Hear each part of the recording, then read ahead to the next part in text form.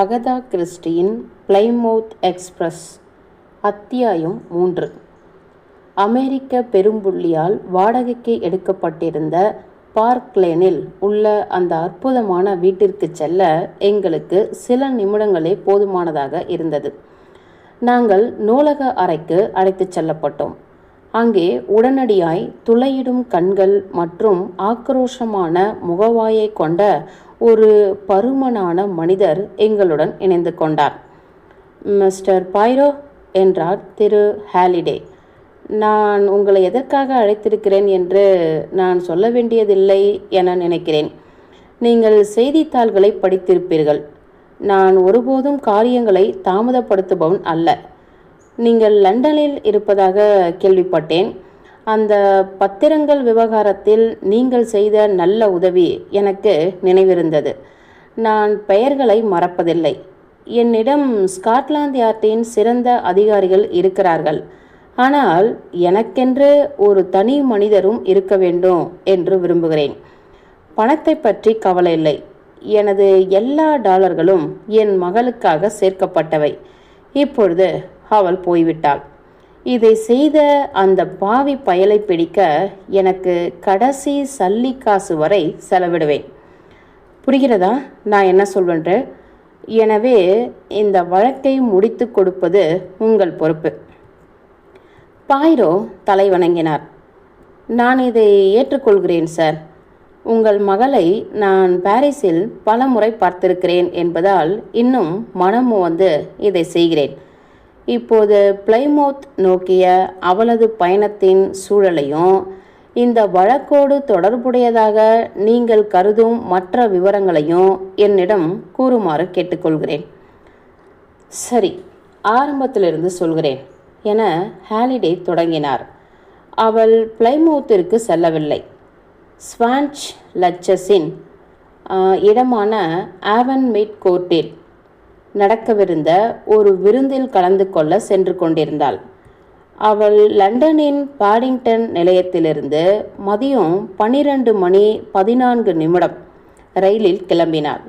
மதியம் 2:50 பிரிஸ்டல் போய் சேர்ந்தாள்.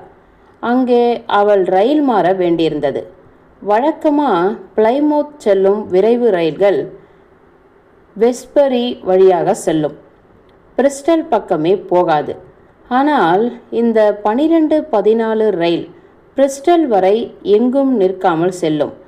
அதன் பிறகு வெஸ்டன், டான்டன், எக்ஸாட்டர் மற்றும் நியூட்டன் அபோட் ஆகிய இடங்களில் நிற்கும். என் மகள் தனது பெட்டியில் தனியாகவே பயணித்தாள். அது பிரிஸ்டல் வரை முன்பதிவு செய்யப்பட்டிருந்தது. அவளது பணிப்பெண் அடுத்த பெட்டியில் 3ஆம் வகுப்பு பிரிவில் இருந்தாள். பாய்ரோ தலையசைக்க திரு ஹாலிடே தொடர்ந்தார்.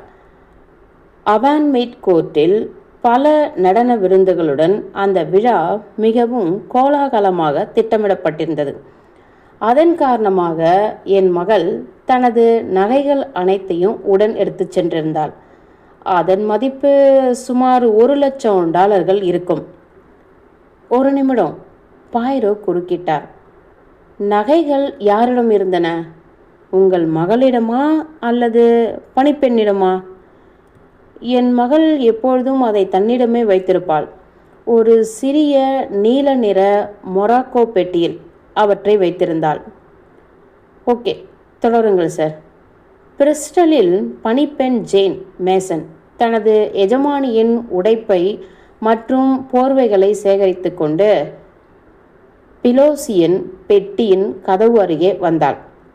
அவளுக்கும் பெரும் ஆச்சரியம் அளிக்கும் வகையில் என் மகள்தான் பிரிஸ்டலில் இறங்கப் போவது இல்லை என்றும் இன்னும் தன் பயணத்தை தொடர்வதாக சொன்னாள்.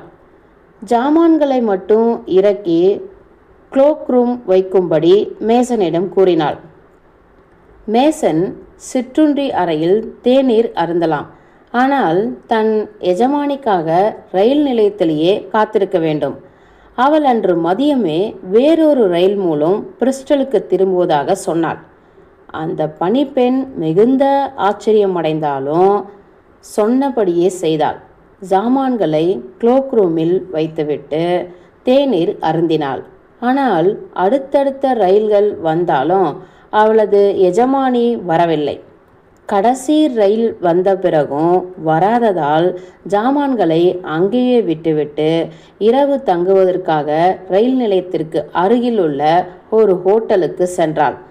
இன்று காலை இந்த துயரச் செய்தியை படித்துவிட்டு முதல் ரயிலிலே லண்டன் திரும்பினாள். உங்கள் மகளின் இந்த திடீர் பயண மாற்றத்திற்கு காரணம் எதுவும் இல்லையா? ஒன்று இருக்கிறது. ஜேன் மேசனின் கூற்றுப்படி பிரிஸ்டலில் பிலோசி தனது பெட்டியில் தனியாக இல்லை.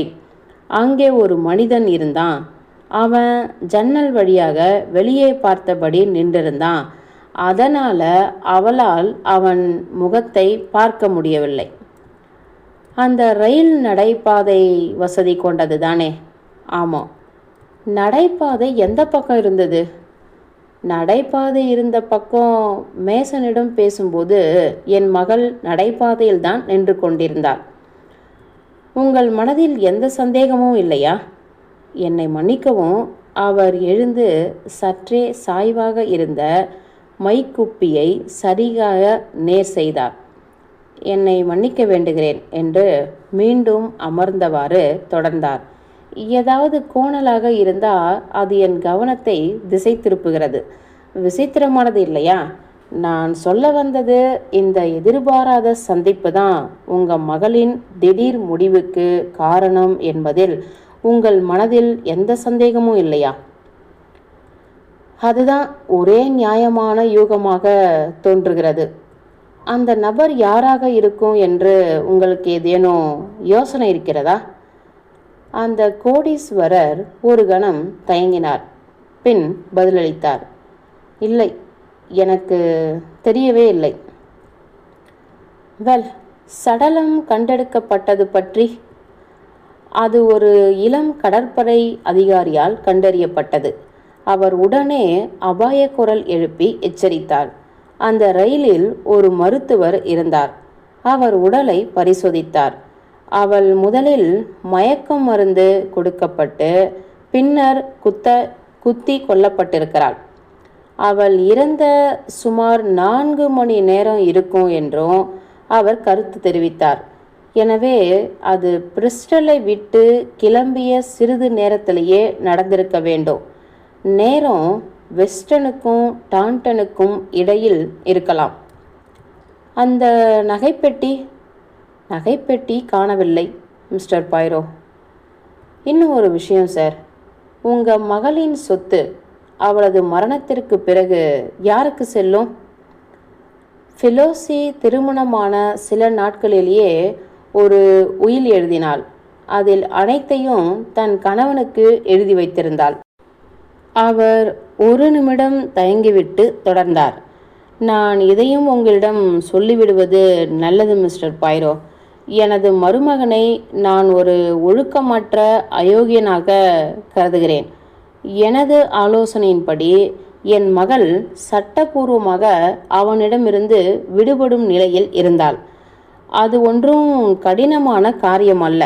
அவளது வாழ்நாளில் அவன் பணத்தை தொட முடியாதபடி நான் சொத்துக்களை பிரித்து வைத்திருந்தேன். சில ஆண்டுகளாக அவர்கள் முற்றிலும் பிரிந்து வாழ்ந்தாலும் வெளிப்படையான அவமானத்தை தவிர்ப்பதற்காக அவள் அடிக்கடி அவன் கேட்ட பணத்தை கொடுத்து வந்தாள். எவ்வாறாயினும் இதற்கு ஒரு முற்றுப்புள்ளி வைக்க நான் உறுதியாக இருந்தேன். கடைசியில் பிலோசியும் ஒப்புக்கொண்டாள். என் வழக்கறிஞர்கள் அதற்கான நடவடிக்கைகளை எடுக்க அறிவுறுத்தப்பட்டனர். இப்பொழுது மிஸ்டர் கேரிங்டன் எங்கே இருக்கிறார்? லண்டனில் தான் இருக்கிறார். நேற்று அவர் வெளியூர் சென்றிருந்ததாக நினைக்கிறேன். ஆனால் நேற்று இரவு திரும்பிவிட்டார். பாய்ரோ சிறிது நேரம் யோசித்தார். பிறகு அவ்வளவுதான் என்று நினைக்கிறேன் சார் என்றார். நீங்கள் பணிப்பெண் ஜேன் மேசனை பார்க்க விரும்புகிறீர்களா? ஆமாம். ஹாலிடே மணியை ஒலிக்க செய்து ஊழியருக்கு ஒரு கட்டளையிட்டார். சில நிமிடங்களுக்கு பிறகு ஜேன் மேசன் அறைக்குள் நுழைந்தாள். ஒரு மரியாதைக்குரிய கடினமாக முகம் கொண்ட பெண்மணி. ஒரு சிறந்த ஊழியருக்கே உரித்தான உணர்ச்சியற்ற முகத்துடன் அந்த துயரத்தையும் எதிர்கொண்டாள். நான் சில கேள்விகளை கேட்க அனுமதிப்பீர்களா? உங்கள் எஜமானி நேற்று காலை கிளம்பும்போது வழக்கம் போலவே இருந்தாரா? பதற்றமாகவோ அல்லது கலக்கத்துடனோ இல்லையே? ஓ, இல்லை சார். ஆனால் பிரிஸ்டலில் அவள் முற்றிலும் மாறிவிட்டாளா? ஆமாம் சார். மிகவும் குழப்பமாக, என்ன சொல்கிறோம் என்றே தெரியாத அளவுக்கு பதற்றமாக இருந்தார். அவர் சரியாக என்ன சொன்னார்? சார், எனக்கு நினைவில் இருக்கும் வரை அவர் சொன்னது, மேசன், நான் எனது பயணத் திட்டங்களை மாற்ற வேண்டியுள்ளது. ஏதோ ஒன்று நடந்துவிட்டது. அதாவது, நான் இங்கே இறங்கப் போவது இல்லை. நான் இன்னும் என் பயணத்தை தொடர வேண்டும். ஜாமான்களை மட்டும் இறக்கி க்ளோக் ரூம் அதிலே வைத்துவிடு. பிறகு தேநீர் அருந்துவிட்டு ரயில் நிலையத்திலேயே எனக்காக காத்திரு. இங்கேயே உங்களுக்காக காத்திருக்கவா மேடம் என்று நான் கேட்டேன். ஆமாம், நிலையத்தை விட்டு வெளியே போகாதே. நான் மற்றொரு ரயிலில் திரும்புவேன். எப்பொழுது என்று தெரியாது. ஒருவேளை இரவு மிக தாமதமாகலாம். சரிங்க மேடம் என்று நான் சொன்னேன். கேள்வி கேட்பது என் வேலையில்லை. ஆனால் எனக்கு அது மிகவும் விசித்திரமாக தோன்றியது. அது உங்கள் எஜமானியின் இயல்புக்கு மாறானது இல்லையா? ஆமாம் சார், முற்றிலும் மாறானது. நீங்கள் என்ன நினைக்கிறீர்கள்? சார், அந்த ரயில் பெட்டியில் அவங்களுடன் இருந்த மனிதரால் தான் அப்படி நடந்திருக்க வேண்டும் என்று நினைக்கிறேன். மேடம் அவரிடம் பேசவில்லை. ஆனால் அவர்தான் செய்வது சரிதானா என்று அவரிடம் கேட்பது போல 1 அல்லது 2 முறை திரும்பி பார்த்தார். ஆனால் நீங்கள் அந்த மனிதரின் முகத்தை பார்க்கவில்லையா? இல்லை சார். அவர் முழு நேரமும் எனக்கு முதுகு காட்டியபடியே நின்றிருந்தார். அவரை பற்றி ஏதேனும் விவரிக்க முடியுமா? அவர் ஒரு மெல்லிய பழுப்பு நிற மேலங்கியும் பயண தொப்பியும் அணிந்திருந்தார். அவர் உயரமாக மெலிந்திருந்தார். அவரது தலைமுடி கருமையாக இருந்தது. உங்களுக்கு அவரை தெரியாதா? ஓ, இல்லை சார், எனக்கு தெரியாது என்று தான் நினைக்கிறேன் சார். ஒருவேளை அவர் உங்கள் எஜமானர் மிஸ்டர் கேரிங்டனாக இருக்க வாய்ப்புள்ளதா? மேசன் சற்றே திடுக்கிட்டார். ஓ, அப்படியும் இருக்கும் என்று நான் நினைக்கவில்லை சார். ஆனால் உங்களுக்கு உறுதியாக தெரியாதா? அவர் எஜமானரின் உருவமைப்பில் இருந்தார் சார். ஆனால் அவர்தான் அது என்று நான் நினைக்கவில்லை. நாங்கள் அவரை பார்ப்பது மிகவும் அபூர்வம். அவர் இல்லை என்று என்னால் சொல்ல முடியாது சார்.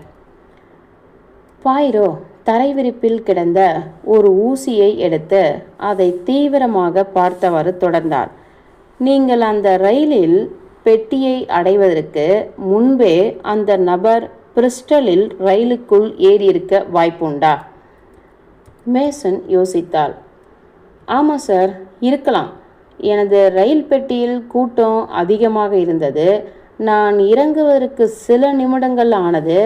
அதோடு நடைமேடையிலையும் பெரிய கூட்டம் இருந்ததால் எனக்கு தாமதமானது.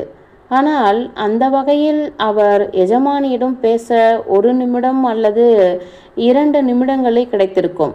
அவர் நடைபாதை வழியாகத்தான் வந்திருப்பார் என்று நான் நினைத்தேன். நிச்சயமாக அதற்கு தான் அதிக வாய்ப்புள்ளது. அவர் இன்னும் யோசனையுடன் நின்றார். மேடம் என்ன உடை அணிந்திருந்தார் என்று உங்களுக்கு தெரியுமா சார்? செய்தித்தாள்களிலிருந்து சில விவரங்களை தெரிந்து கொண்டேன். ஆனால் உங்களிடமிருந்து அதை உறுதிப்படுத்தி கொள்ள விரும்புகிறேன். அவர் வெள்ளை நரி ரோமத்தால் ஆன தொப்பியும் ஒரு வெள்ளை புள்ளிகளிட்ட முகத்திரையும் நீல நிற கோட்டும் பாவாடையும் அணிந்திருந்தார். அந்த நீல நிறத்தை எலக்ட்ரிக் ப்ளூ என்று சொல்வார்கள். சற்றே எடுப்பான நிறம். ஆமாம் என்று திரு ஹாலிடே குறிப்பிட்டார். இந்த கொலை எங்கே நடந்தது என்பதை துல்லியமாக கண்டறிய அது உதவும் என்று இன்ஸ்பெக்டர் ஜேப் நம்புகிறாள்.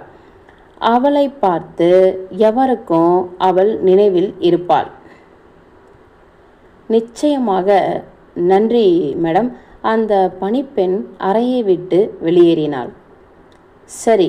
பாய்ரோ உற்சாகமாக எழுந்தார். இங்கே நான் செய்ய வேண்டியது அவ்வளவுதான். ஒன்றை தவிர சார், நீங்கள் எல்லாவற்றையும் என்னிடம் சொல்ல வேண்டும் என்று கேட்டுக்கொள்கிறேன். எல்லாவற்றையும். நான் சொல்லிவிட்டேன். உறுதியாக சொல்கிறீர்களா? நிச்சயமாக. அப்படியானால் சொல்வதற்கு ஏதுமில்லை. நான் இந்த வழக்கிலிருந்து விலகிக் கொள்கிறேன். ஏன்? ஏனென்றால் நீங்கள் என்னிடம் வெளிப்படையாக இல்லை. நான் உங்களுக்கு உறுதியளிக்கிறேன். இல்லை, நீங்கள் எதையோ மறைக்கிறீர்கள். ஒரு கணம் அமைதி நிலவியது.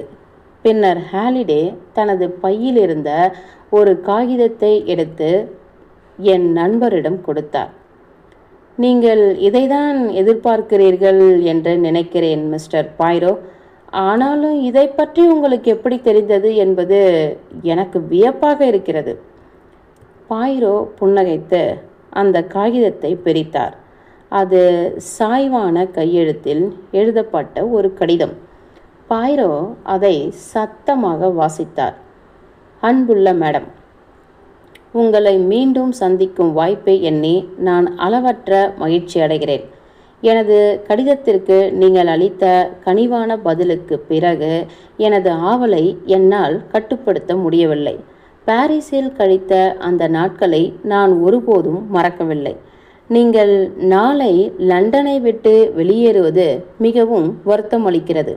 இருப்பினும் வெகு விரைவில், ஒருவேளை நீங்கள் நினைப்பதை விட சீக்கிரம், என் இதயத்தில் என்றும் ஆட்சி செய்யும் அந்த பெண்ணை மீண்டும் காணும் பாக்கியத்தை பெறுவேன்.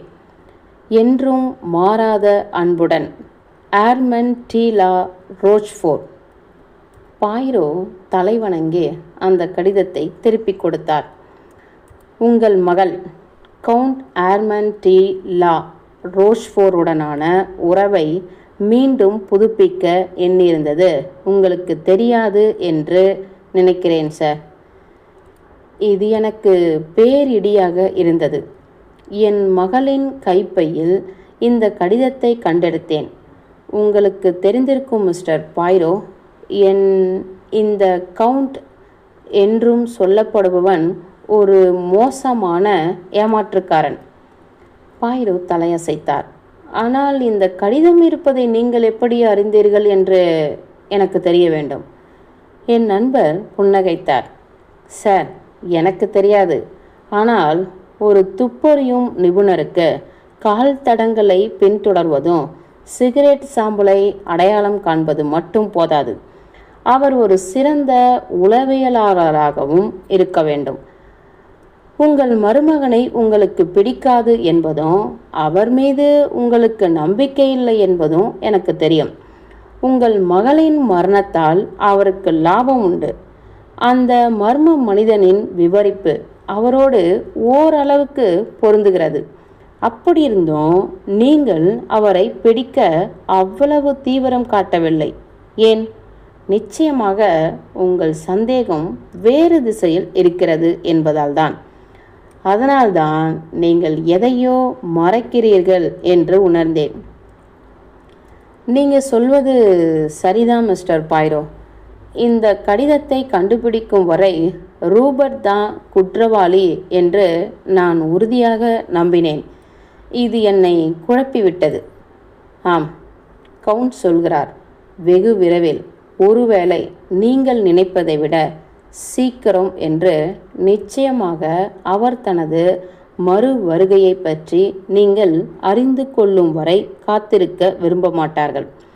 லண்டனில் இருந்து 12:14 ரயிலில் வந்து நடைபாதை வழியாக உங்கள் மகளின் ரயில் பெட்டிக்கு சென்றது அவர்தானா? எனக்கு சரியாக நினைவிருந்தால் கவுண்ட் டி லா ரோச்ஃபோர்டும் உயரமானவர், கருமையான தலைமுடி கொண்டவர். அந்த கோடீஸ்வரர் ஆமோதித்தார். சரி சார், நான் கிளம்புகிறேன். ஸ்காட்லாந்து யார்டிடம் நகைகளின் பட்டியல் இருக்கும் என்று கருதுகிறேன். ஆமோ, இன்ஸ்பெக்டர் ஜேப் இப்பொழுது இங்கேதான் இருக்கிறார். நீங்கள் அவரை பார்க்க விரும்பினால் பார்க்கலாம். அத்தியாயம் 3 முடிந்தது. அகதா கிறிஸ்டியின் பிளைமவுத் எக்ஸ்பிரஸ். அத்தியாயம் 4. ஜேப் எங்கள் பழைய நண்பர். அவர் பாய்ரோவை ஒருவித அன்பான அலட்சியத்துடன் வரவேற்றார். எப்படி இருக்கிறீர்கள் மிஸ்டர்? நமக்கிடையே எந்த கசப்பும் இல்லை. நம் இருவருக்கும் விஷயங்களை பார்க்கும் விதம் வேறு வேறாக இருந்தாலும் சின்னஞ்சிறு சாம்பல் நிற செல்கள் எப்படி இருக்கின்றன? சுறுசுறுப்பாக இயங்குகிறதா? பாய்ரோ அவரை பார்த்து புன்னகைத்தார். அவை வேலை செய்கின்றன என் அருமை ஜேப், நிச்சயமாக வேலை செய்கின்றன. அப்படியானால் சரி, இது கௌரவமிக்க ரூபர்ட்டின் வேலையா அல்லது ஏதேனும் திருடனின் வேலையா? நாங்கள் வழக்கமான இடங்கள் அனைத்தையும் கண்காணித்து வருகிறோம். நிச்சயமாக அந்த நகைகள் விற்கப்பட்டால் எங்களுக்கு தெரிந்துவிடும். மேலும் இதை செய்தவர் அதன் பிரகாசத்தை ரசிப்பதற்காக அதை தன்னிடம் வைத்திருக்கப் போவதில்லை. அதற்கு வாய்ப்பே இல்லை. ரூபர்ட் கேரிங்டன் நேற்று இங்கு இருந்தார் என்று கண்டுபிடிக்க முயற்சிக்கிறேன். அதை பற்றி ஏதோ மர்மம் இருப்பது போல் தெரிகிறது. அவரை ஒரு ஆளை வைத்து வேவு பார்த்து கொண்டிருக்கிறேன். மிக சிறந்த முன்னெச்சரிக்கை. ஆனால் ஒரு நாள் தாமதம் போலும் என்று பாய்ரோ மென்மையாக குறிப்பிட்டார். நீங்கள் எப்பொழுதும் உங்கள் நகைச்சுவையை விடமாட்டீர்கள் மிஸ்டர் பாய்ரோ. வெல், நான் பேடிங்டனுக்கு புறப்படுகிறேன். பிரிஸ்டல், வெஸ்டன், டாண்டன், இதுதான் நான் தேட வேண்டிய பகுதி. வருகிறேன். இன்று மாலை நீங்கள் என்னை பார்க்க வந்து தேடுதலின் பலன் என்ன என்று சொல்வீர்கள் அல்லவா? நான் திரும்பி வந்துவிட்டால் நிச்சயமாக. நல்ல இன்ஸ்பெக்டர் எப்பொழுதும் ஓடிக்கொண்டே இருப்பதில் நம்பிக்கை கொண்டவர் என்று எங்கள் நண்பர் சென்றதும் பாய்ரோ முணுமுணுத்தார். அவர் பயணம் செய்கிறார். காலடி தடங்களை அளக்கிறார். சேற்றையும் சிகரெட் சாம்பலையும் சேகரிக்கிறார். அவர் மிகவும் பிஸியாக இருக்கிறார். வார்த்தைகளால் சொல்ல முடியாத அளவுக்கு ஆர்வமாக இருக்கிறார். நான் அவரிடம் உளவியலை பற்றி குறிப்பிட்டால் அவர் என்ன செய்வார் தெரியுமா நண்பரே? அவர் புன்னகைப்பார். தனக்குத்தானே சொல்லிக்கொள்வார். பாவம் கிழட்டு பாய்ரோ, அவருக்கு வயதாகிவிட்டது, புத்தி பேதலித்து விட்டது. ஜேப் என்பவர் கதவை தட்டும் இளைய தலைமுறை. கடவுளே, அவர்கள் கதவை தட்டுவதில் எவ்வளவு பிஸியாக இருக்கிறார்கள் என்றால் கதவு ஏற்கனவே திறந்திருப்பதை அவர்கள் கவனிப்பதே இல்லை. அப்படியானால் நீங்கள் என்ன செய்ய போகிறீர்கள்? நமக்கு முழு சுதந்திரம் இருப்பதால் நான் 3 பென்ஸ் செலவழித்து ரிட்ஸ் ஓட்டலுக்கு ஃபோன் செய்ய போகிறேன். அங்குதான் நம் கவுண்ட் தங்கியிருக்கிறார் என்பதை நீங்கள் கவனித்திருக்கலாம். அதன் பிறகு என் கால்கள் சற்று ஈரமாக இருப்பதாலும் நான் 2 முறை தும்மியதாலும் நான் என் அறைக்கு திரும்பி பிரிட் விளக்கில் எனக்காக ஒரு மூலிகை தேநீர் தயாரித்து குடிக்கப் போகிறேன். அத்தியாயம் 4 முடிந்தது. அகதா